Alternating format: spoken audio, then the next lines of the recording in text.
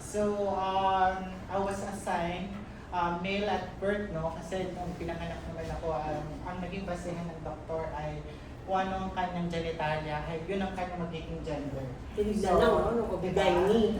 True. And even yung kunyari, pag nagbuntis ka, diba, pag ultrasound, yun naman ang indicator para masabi na, babae, lalaki to. Ganyan. And then growing up, no, actually I was a bit confused before because I don't want to be identified as a gay man or as a boy back then. No? So somehow I would say I was a non-binary back then. And then when I entered UP, no, that where I started transitioning as a transgender woman because I was introduced by a friend, no. She's a lesbian woman. She gave me the Suji, no, para mas maintindihan ko. And from there, no, I started, identifying myself as a transgender woman. So yung pag-identify po ng pagiging isang transgender woman ay dapat self-identification.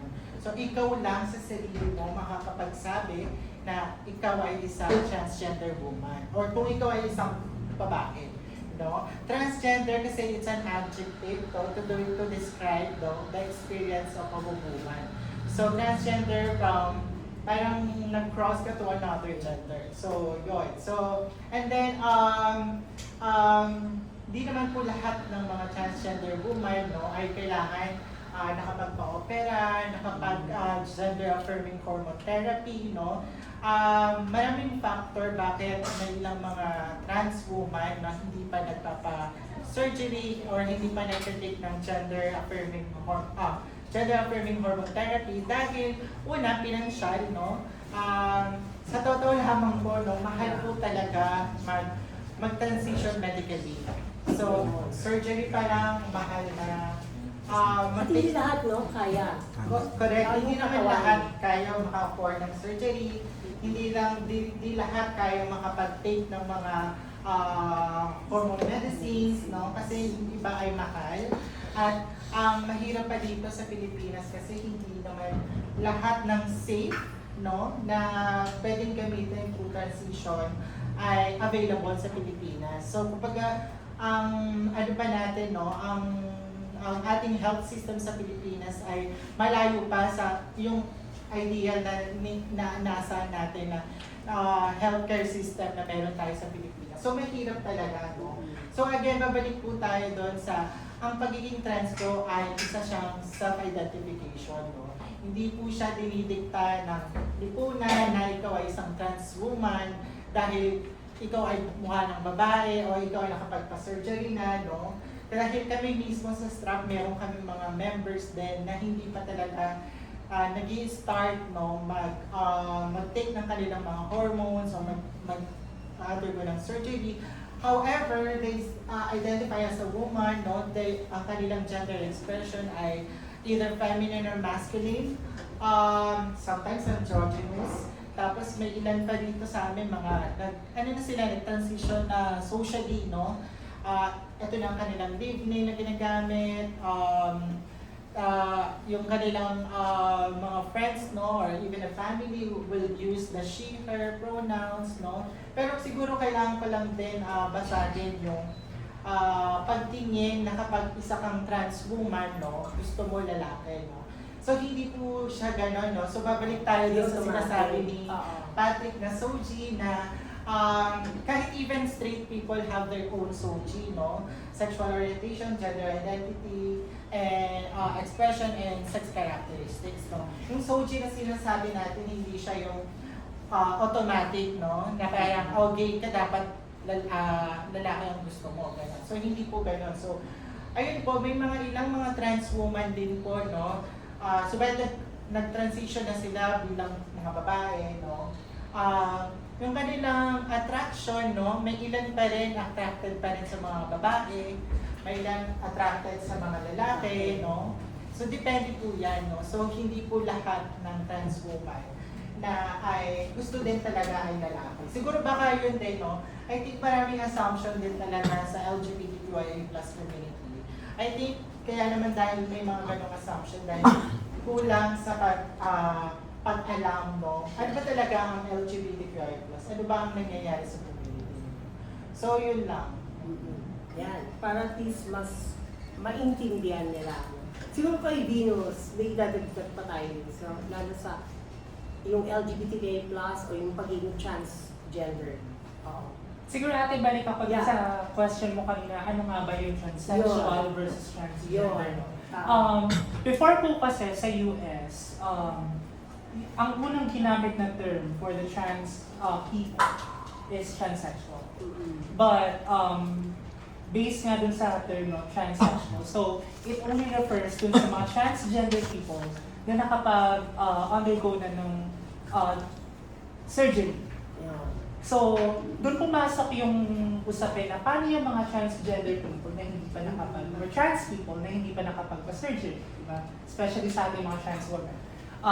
So, doon natin binuo or doon nabuo yung term na transgender. To have a very clear distinction between the transsexual people versus the transgender people. Pero, same pa rin sila na concept. It's just the transsexual people. Sila yung mga nakapagpa-surgery na, nakapagpa-important surgery na. Versus sa transgender people na we identify ourselves as a woman even without having the surgery. So mas tanggap or mas kinikilala ngayon yung transgender na term versus the transsexual. Mas malawak, no? Yes, kasi mas malawak. As a transgender, lahat kasi nandoon compared sa transsexual. No? So, ayun ay I agree naman dun sa mga sinabi nila. No? Napaka-insightful. I will highly suggest lang talaga na, especially sa ating viewers, no, na hindi pa masyadong nag-gets yung concept ng SOGI or ng SOGI SE. We always have to realize na SOGI SE is, it applies to everybody. Hindi lang siya, kasi di ba sa Facebook, ang SOGI equality bill na yun para lang sa mga bakla, para lang sa mga trans. No, lahat po tayo, meron po tayong SOGI SE. Kaya po, dun sa opening statement ko, sinabi ko na hindi lang itong usapin ng SOGI SE, hindi lang siya para sa LGBTQ+ community. Yeah. It is for everybody. So, sana po, no, lahat tayo is mas maging maalam pa sa SOGI SE para mas tanggap natin yung konsepto ng SOGI SE at mas ma-realize natin bakit nga ba pinaglalaban to ng mga kababayan namin na parte ng LGBT+. So, parang tayo at sila may SOGI. Yes. Di ba? Oo, lahat. Yes, Patrick. Siguro i-add ko lang, I think in simple terms, lalo sa mga kabataan, mga baby girls, mga baby gays, gender is fluid. So, ang gender ay fluid, ito ay hindi diretso lamang. Kung ano ang maramdaman mo ngayon, at kung eventually magkakaroon ka ng changes sa iyong SOGI or sexual orientation, gender identity, kung ano man ang nararamdaman mo na iyong ikatutuwa, na iyong sarili mo na makakapagpasaya sa iyo, na ikaw lang makakapagsabi, i-express mo yon. You just have to find the right people and the right support system para makakaintindi sa iyo. Wag nilang itatago, wag na ikakahiya kung ano yung naririnig nila sa ibang tao. Hindi yon ay final. Ang bawat isa ay may nararamdaman, may nagugustuhan, may gustong gawin. That's valid. So, pwede nilang gawin yan. Fluid na yung gano'n, no? Yung malawak siya. Malawak. Yung issue ng kasarian, ng gender. Hindi po namin sinasabi na yung fluidity na ano ha, ngayon trans po kami, bukas gay naman po kami. Pangalawa, feel namin queer po kami. Wala pong gano'n. Wala po kaming ina-advocate at wala kaming sinasabi gano'n. Yung sinasabi ng fluidity, hindi na nakakahon sa dalawang kasarian o paano mo kinikilala yung sarili mo. Diba? So, yun po yung pinapaliwanag namin. Magkakat mo. Kasi dito si Julia. Okay, pasok ko na. Hi, Julia. Hi, Julia. Yeah.